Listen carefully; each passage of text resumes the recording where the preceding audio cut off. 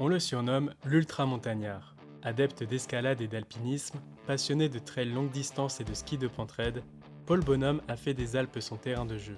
À 31 ans, il devient guide de haute montagne, mais il se fait surtout connaître en 2018 lorsqu'il parvient à skier la mythique ligne du Nant Blanc. En 2019, il effectue la première descente à ski intégrale de la face est de la Dent Blanche. Mais il ne s'arrête pas là. En 2021, il ouvre 10 nouvelles lignes de ski de pente raide dans les Alpes, et en 2022, il relie en 6 jours 31 refuges dans les écrins. Mais son plus grand projet se déroule en ce moment même. Il tente de parcourir l'entièreté des Alpes, de la mer à la mer, sur la Via Alpina. 8 pays traversés en moins de 28 jours. Un record absolu et un projet des plus fous. 2650 km et 150 000 mètres de dénivelé. La moyenne, c'est 94 km et 5400 mètres de dénivelé par jour. Dénivelé positif et négatif. Ça, c'est la moyenne qu'il faut que j'arrive à tenir sur 28 jours. Je ne sais pas du tout si mon projet est jouable ou s'il est beaucoup trop ambitieux, voire prétentieux. Humble et souriant, souvent muni seulement d'une GoPro, il incarne la discipline du sportif qui s'entraîne et l'imagination de l'enfant qui rêve. Paul Bonhomme était avec Jade il y a quelques jours sur Dexplo pour nous partager sa philosophie de vie et sa vision de la montagne, qu'il affectionne tout particulièrement, alors même qu'il y a perdu son frère Nicolas emporté par une coulée de neige et certains amis et mentors. Bonjour Paul, je voulais déjà te remercier d'avoir accepté cette interview alors qu'on est à J-5 de ton projet 0 à 0. On aura d'ailleurs l'occasion d'en reparler plus tard. Mais juste avant de te demander de te présenter, j'aimerais te poser une question qui me semble vraiment importante. Est-ce que tu pourrais nous définir la montagne? Qu'est-ce qu'elle représente pour toi? Une jambe ou un bras, un membre à part entière qui te permet de tenir debout. Voilà. En gros, pour moi, c'est la nature. Au-delà de la montagne, c'est la nature. Et la nature me permet de tenir debout. Voilà. Et moi, je suis pas du tout marin. J'ai peur de la forêt amazonienne. Donc, j'ai trouvé mon équilibre en montagne avec la nature. Donc maintenant que nos auditeurs ont ta vision de la montagne, est-ce que tu peux te présenter toi en quelques mots? En quelques mots, alors je suis Paul Bonhomme, je suis père de 4 enfants, marié, je suis né en Belgique, je suis néerlandais et j'ai vécu toute mon enfance en banlieue parisienne. Donc rien à voir avec la montagne. Et maintenant, je suis guide de haute montagne et puis je fais des petits projets de temps en temps à droite à gauche. Et donc comme tu viens de nous le dire, effectivement, rien ne te prédestinait à devenir montagnard. Comment tu t'es retrouvé plongé dans ce milieu? J'arrivais pas à trouver de sport qui me plaisait quand j'étais jeune parce que j'étais pas du tout compétitif, enfin pas compétiteur pardon, ni compétitif d'ailleurs. Quand on n'est pas compétiteur, on n'est pas compétitif. Et du coup, j'ai réussi à trouver un club d'escalade et fin 80, il n'y avait pas de compétition en escalade encore, ça commençait tout juste. Et du coup, ça m'a plu parce que justement, il n'y avait pas de compétition et que je trouvais un truc où je m'épanouissais au-delà de l'aspect compétitif justement. Donc c'est un peu comme ça que je m'y suis mis, avec des parents qui étaient passionnés forcément de montagne, qui nous amenaient plus souvent en montagne qu'à la mer. Et puis voilà. Et puis après, de fil en aiguille, je me suis retrouvé là. Et donc peux-tu nous décrire ta pratique du ski? Donc qu'est-ce que le ski de pente raide et à quel degré maximal tu peux skier justement? Alors il y a plein de définitions au ski de pente raide. C'est toujours pareil, c'est subjectif. Maintenant, on estime globalement que le ski de pente raide commence à partir de 40 degrés, une pente à 40 degrés. Donc c'est plus raide qu'une piste noire. C'est 5 degrés de plus qu'une piste noire, que la moyenne des pistes noires. Et puis après, ça va dépendre de la qualité de la neige, la pente raide. Donc, une pente très raide à 50 degrés peut être assez facile à skier parce que la neige va être poudreuse ou souple, alors qu'une pente à 40 degrés, si elle est dure, elle va être plus dure à skier. Donc c'est pour ça que c'est très subjectif. Moi, j'ai eu la chance de faire un virage. Alors, j'ai pas skié une pente, j'ai fait un virage dans une pente à 67 degrés. Voilà, un jour. Voilà, c'était un truc de dingue. C'était vraiment une année assez exceptionnelle en 2018. Et voilà. Mais de là à dire que j'ai skié une pente à 67 degrés, c'est pas vrai. J'ai juste fait un virage dans une pente, voilà. Après, les pentes les plus raides qu'on skie dans les Alpes, même un peu ailleurs, c'est entre 55 et 60 degrés. Mais 60 degrés, c'est même pas une pente, c'est quelques mètres. Mais on fait plusieurs virages dans le 60, ça on peut. Après, des vraies pentes un peu longues, c'est 55 degrés le max. C'est ça qui est intéressant dans cette discipline, c'est que justement, quand on reparle de compétition, on peut pas faire plus raide que ce qui existe. Et la neige, elle ne tient pas au-delà de 55-60 degrés. Donc, il n'y aura pas de skieurs de pente raide meilleurs que d'autres. Ça n'existera jamais parce qu'on ne peut pas aller faire de trucs plus raides que les autres parce que ça n'existe pas. Donc, ça, c'est super chouette. Du coup, c'est un milieu où on s'apprécie mutuellement vachement parce qu'il y a peu de compétition entre nous, quoi. En 2021, tu as accompli l'incroyable exploit d'ouvrir 10 nouvelles voies de ski de pente raide justement dans les Alpes. Est-ce que tu peux nous raconter ce projet ? L'idée de ce projet, c'était on sortait des confinements successifs et j'avais envie d'aller montrer un peu l'aspect exploratoire proche de chez soi qu'on pouvait trouver encore dans les Alpes. C'est pour ça que ce projet est venu, c'est comme ça qu'il est venu. C'était pas forcément pour faire des pentes plus raides que les autres parce que sur ces 10 lignes, j'ai pas fait de pente plus raide que la plus raide pente que j'ai pu faire. Mais par contre, j'ai dû chercher pendant 6 mois, je cherchais en permanence les bonnes conditions de météo, les bonnes conditions nivologiques et aussi sur les cartes les endroits où il y avait le moins d'informations possible parce que c'était là où j'allais peut-être ouvrir quelque chose. Parce que sinon, il y avait plein d'infos. Généralement, quand il y a plein d'infos, c'est que ça a déjà été skié. Donc c'était très, très exploratoire et ça m'a beaucoup plu. Ouais. Et donc je sais que tu es adepte de l'autonomie, et donc ce qui signifie que tes descentes impliquent forcément un effort de montée important. Pourquoi c'est si important pour toi ?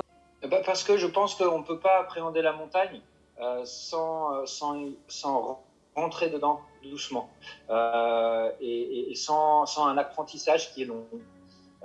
Moi, j'ai 47 ans. Je me sens maintenant très à l'aise en montagne. J'estime ne pas prendre de risques ou très peu de risques parce que j'ai accumulé des connaissances, etc. etc. Mais j'aurais fait la même chose, le même projet à 20 ans, je pense que j'y serais resté parce que j'avais pas assez. Donc c'est pour ça, il faut y aller doucement en montagne. Faut vraiment pas griller les étapes. Et j'ai l'impression, quand je dis ça, j'ai l'impression d'être un rabat-joie, un vieux de la vieille. Mais finalement, je pense que je suis pas loin de la vérité quand même. Il faut vraiment prendre le temps, ne serait-ce que pour monter. Moi, je préfère nettement, j'aime pas trop monter en montagne avec les remontées mécaniques parce ça va trop vite. On est trop vite dans un milieu qui est bizarre, quoi, dont on n'a pas l'habitude. Je préfère monter par les refuges, d'abord les petits sentiers, etc. Et puis progressivement monter en haute montagne, quoi. Comment tu fais pour repérer justement des nouvelles voies à ouvrir ? Comment ça se passe, le cheminement ? Le cheminement, déjà, c'est beaucoup de recherches Internet, sur les cartes, sur la carto, etc., pour essayer de trouver des endroits, des niches à pente raide. il y a des endroits dans les Alpes où il y a plus de pente raide qu'ailleurs, parce qu'il y a une certaine orientation, par exemple les Aravis. C'est vraiment, c'est un bon filon de pente raide, quoi, parce que c'est de la bonne orientation, ça reçoit bien les dépressions dans le bon sens, ça reprend du soleil derrière qui est assez bas en altitude, du coup le soleil il va tasser un peu la neige. Donc voilà, on cherche un peu ces filons. Et puis après on regarde la météo, la nivologie, et puis surtout on fait plein de recherches pour avoir le maximum d'infos dessus. Alors c'est souvent passer beaucoup de temps sur les réseaux, parce qu'en fait les copains guides, moi j'ai beaucoup de copains guides qui tournent autour de partout dans les Alpes, des massifs, et du coup je cherche la photo en arrière-plan derrière le guide qui se prend en selfie ou voilà, et puis je me dis celle-là, c'est cette pente-là que je voulais repérer. Donc ça, c'était assez rigolo. Et puis aussi, chercher si on trouve le moins d'infos on trouve, en fait, le plus c'est probable que la pente n'a pas été skiée. Donc voilà, on cherche l'absence d'informations. C'est assez marrant, c'est ça. À la fin de ta vidéo, donc sur la descente de la voie que tu as nommée le jardin secret, tu es heureux d'avoir parcouru, je te cite, ce grand voyage.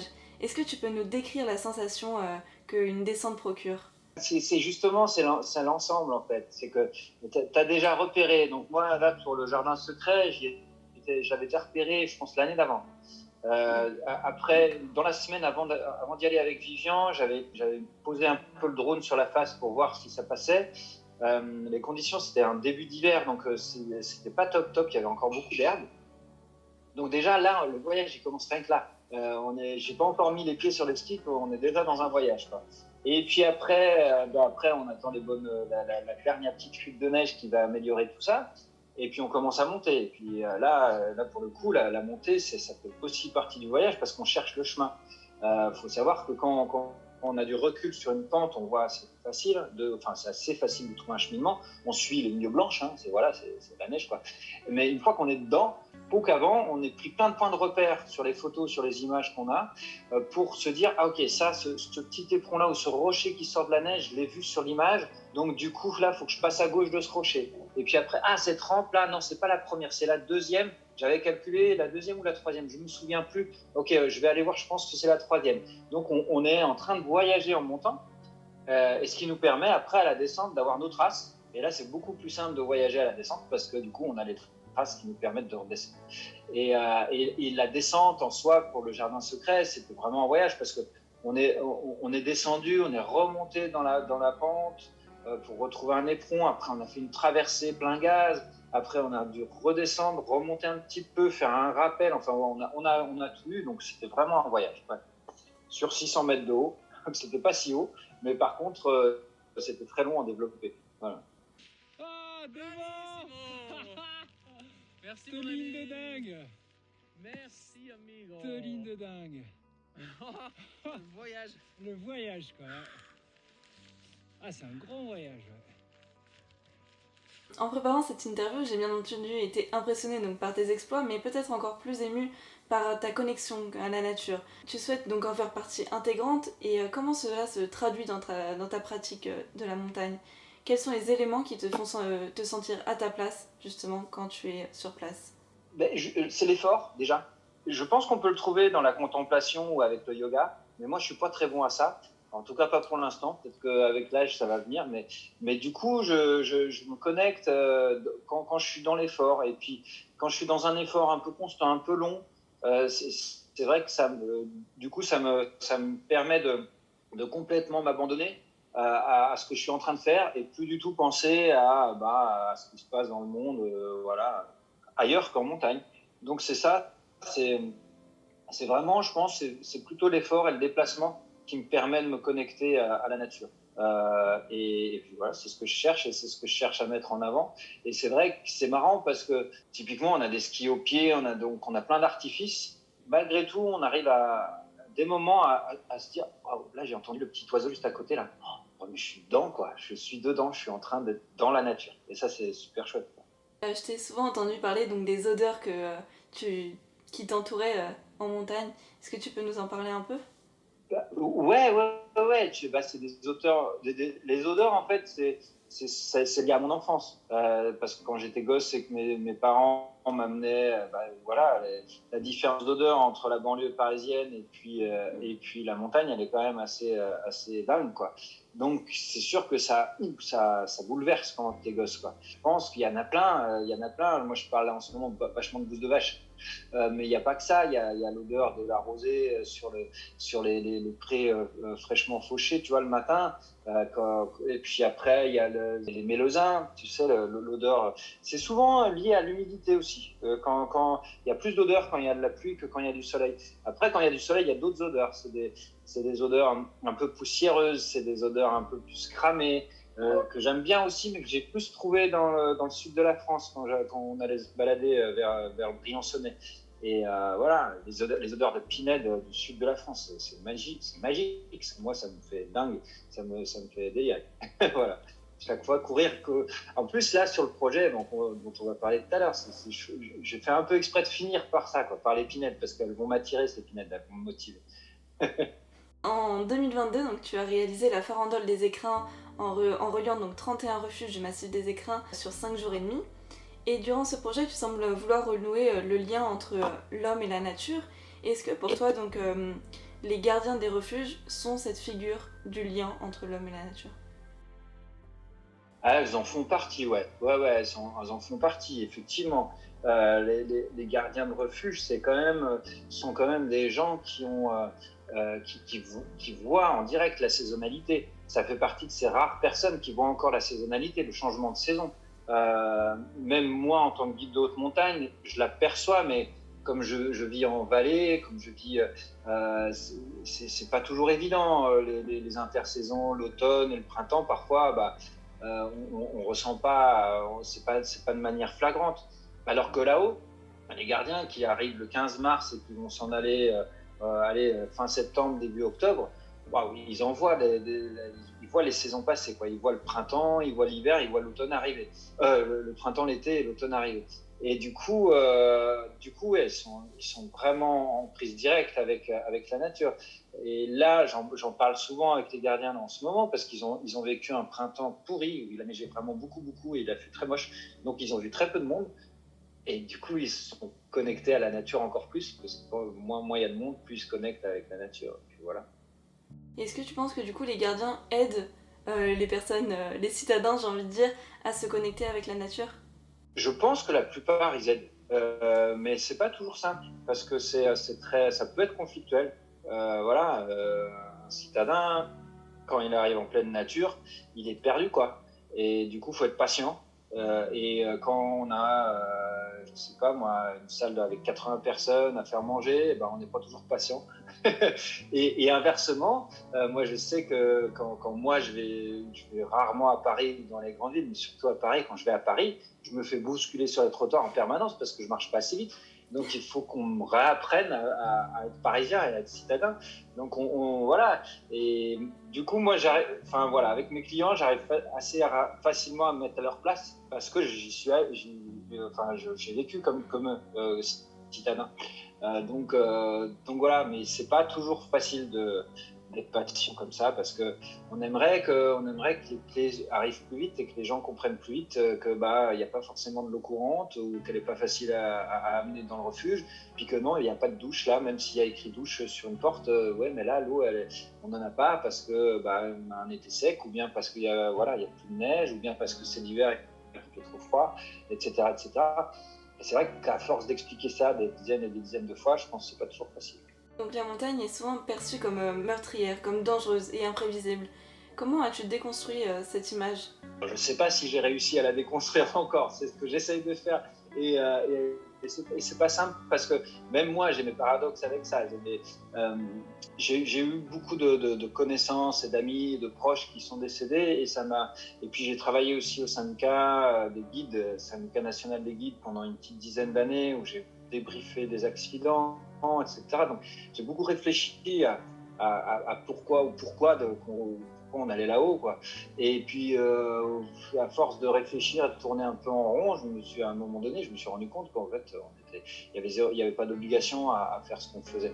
Et à partir de ce moment-là, j'ai réussi à déconstruire un peu ma pression, la pression que je pouvais moi ressentir à amener des clients ou bien moi à aller en montagne. Une pression qui était finalement qui venait de nulle part parce que c'est une activité de loisir où voilà, on n'a pas de, il y a rien qui nous oblige à faire ce qu'on fait. Donc du coup, s'il y a rien qui nous oblige à faire ce qu'on fait, à des moments, il faut se poser des questions en train de se dire bon, ouais, je vais rentrer à la maison, quoi, parce que là, le risque que j'ai pas envie de le prendre, quoi. C'est comme si on marchait tranquillement sur un chemin et que ce chemin, à un moment donné, il traverse une autoroute et blindé de monde. Et puis là, on est en train de regarder à droite, à gauche, et puis on se dit, est-ce que je vais réussir à traverser? Ouais, peut-être, mais il y a beaucoup de risques. À ce moment-là, il faut réussir à se dire, je vais reprendre mon chemin, et puis je vais rentrer chez moi et j'attendrai que l'autoroute soit un peu moins remplie. Et puis peut-être qu'à ce moment-là, je pourrais traverser mon autoroute. C'est un peu l'image que je peux donner. Il faut être patient, il faut attendre que l'autoroute se désemplisse. Et est-ce que tes enfants, ils arrivent à comprendre justement ta passion et à l'accepter? La comprendre, oui, parce qu'eux-mêmes, ils ont des passions qui n'ont rien à voir avec la montagne. Donc ça aide vachement. Ça aide beaucoup. Après, la problématique, c'est pas accepter ce que je fais, parce que ce que je fais, j'en parle assez facilement avec eux, et ils comprennent assez facilement. C'est l'image. C'est toujours pareil, c'est une question d'image. Les images sont parfois un peu choquantes ou font peur, quoi. Parce que il y a de l'empathie, donc on se met à la place de son père qui est dans les cailloux avec les skis, et puis on se dit mais il est fou, il va tomber. Alors que moi j'ai beau leur dire, voilà, j'ai beau leur dire avec des mots assez simples, non, je sais ce que je fais et je prends aucun risque. Et j'ai beau le dire à tout le monde, mais c'est pas compréhensible parce que l'image est trop radicale. C'est peut-être aussi un peu pour ça que je reviens sur des images, enfin sur moins d'images radicales et j'essaie de trouver le bon chemin, justement, pour essayer de parler aux gens en disant ok, bon, faut qu'on arrête de regarder le risque et puis essayons de regarder la montagne dans ce qu'elle a de soft, quoi, de cool et de chouette. Justement, en parlant d'images, donc tu les utilises que ce soit à travers YouTube ou les réseaux sociaux. Quel est ton but en utilisant ces images? J'ai pas d'objectif réel avec ça. Si, le premier objectif, en fait, c'est le seul d'ailleurs, c'est le partage, quoi. C'est de partager, partager, partager, partager. Et c'est pas forcément partager de l'image. L'image, c'est un support pour que les gens s'intéressent au message, pour peu que le message les intéresse. Donc après, ils font le choix, est-ce que ça les intéresse, est-ce que ça les intéresse pas, bah ça, voilà, ils s'abonnent ou ils s'abonnent pas.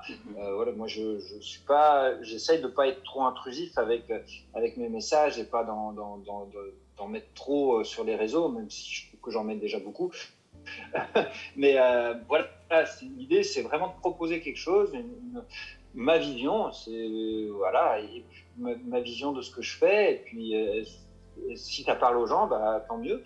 Et je suis content que les gens me suivent. Et puis, si ça leur parle pas, bah, c'est pas grave. Enfin, je veux dire, je comprends complètement. J'ai pas du tout envie je suis pas là avec un bâton de prêcheur, et puis j'ai pas du tout envie de devenir un gourou ou un truc comme ça. Même si j'ai la coiffure du gourou, j'ai pas trop la mentalité, donc ça va. Là, tu t'apprêtes à partir donc, pour ton nouveau projet que tu as nommé 0 à 0. Donc 28 jours où tu vas tenter de parcourir les Alpes, où tu vas renouer avec notre passé de nomade. Est-ce que tu peux nous parler de ce projet et nous dire comment tu as eu cette idée? Ah, ça s'est fait pareil, toujours pareil, ça se fait en plusieurs fois. Bah, justement, après mon projet des 10 lignes en 2021, déjà il y a eu ce repas un soir avec ma maman, où j'étais là, où je lui expliquais un peu que j'étais super content de ce projet, mais que je trouvais que j'avais le message de l'exploration, justement, des lignes, n'était pas assez bien passé, et c'est normal d'ailleurs, les gens s'arrêtaient vachement sur les images de ski extrême et de ski de pentraide et de ski dans les cailloux, surtout. Et du coup, j'étais là et je disais, ah merde, c'est pas ça que je voulais dire. Je voulais utiliser ça pour dire autre chose. Et je trouvais que c'était pas si bien passé que ça. Donc, je me suis posé la question en discutant avec ma maman. Et puis, c'est là où est venue l'idée de la farandole des écrins, des refuges. Que l'objectif, ça soit de relier des refuges et plus des sommets. Et du coup, voilà, j'ai mis 2 ans à le faire, ce projet-là, même si j'ai pas fait tous les refuges. Mais voilà, j'ai mis 2 ans à le concrétiser à peu près. Et pendant cette farandole, je me suis surtout découvert que j'avais encore la patate après. C'est-à-dire qu'une petite dizaine de jours, même pas, après, bah, je me remettais à courir. Et puis, j'ai enchaîné avec un ultra trail parce que l'année dernière, je voulais pas faire un entraînement pour rien. Donc, je m'étais inscrit à un ultra après la farandole en me disant, bah, comme ça, si j'arrive pas à faire la farandole, j'aurais toujours eu mon entraînement, il m'aura toujours servi à quelque chose. Donc, j'ai enchaîné l'ultra trail. L'ultra trail, je me suis présenté en me disant, bon, bah, je vais faire 60 km. Et non, j'ai fait les 165. Et puis, en plus, j'étais pas si mal. J'étais 12e, je suis arrivé 12e, donc j'étais pas si mauvais. Même si j'étais très loin des premiers, mais bon, voilà. Et après cet ultra, j'ai continué à courir 3 jours après. Et là, j'ai commencé à me dire, mais en fait, peut-être que ce vieux projet que j'avais dans ma tête, que j'ai eu dans les années 2000, après la traversée de Béraud, après la traversée que Patrick Béraud avait fait des Alpes, où je me suis dit, je suis pas capable de faire comme Patrick Béraud, à enchaîner toutes les faces nord, etc. Mais par contre, peut-être que j'y arriverai un jour en courant, voilà, ou à pied, quoi. Et voilà, j'avais gardé ça dans un coin de ma tête. Et puis là, c'est revenu en me disant, bah ouais, peut-être que c'est maintenant que j'arriverai à traverser ces Alpes. Et puis ça correspond à cette envie que j'ai depuis 2 ans de revenir sur les sentiers, de revenir sur une montagne douce. Enfin voilà, pas la haute montagne mais avec les glaciers, etc., qui fait peur, mais revenir à la montagne de mon enfance, en fait, comme je l'ai découverte quand j'étais gosse, quoi, avec les odeurs, avec les bouts de vache et avec les laisse, quoi. Donc c'est ça, c'était un peu essayer de refermer une boucle que j'ai créée depuis que je suis gosse, et peut-être que ça m'aidera après à retrouver les bons mots pour partager la haute altitude, on verra. Vu que tu es encore en plein dedans, est-ce que tu peux nous décrire le déroulé donc, de la préparation d'un tel projet? En partant donc, de l'idée qui germe dans ta tête à la préparation physique et en finissant par la veille du départ. Donc du coup, il y a eu la farandole, il y a eu l'ultra, après du coup l'idée est arrivée. Quand j'ai eu l'idée, je me suis dit, bon, faut pas que je m'arrête de courir là. Donc c'était en septembre.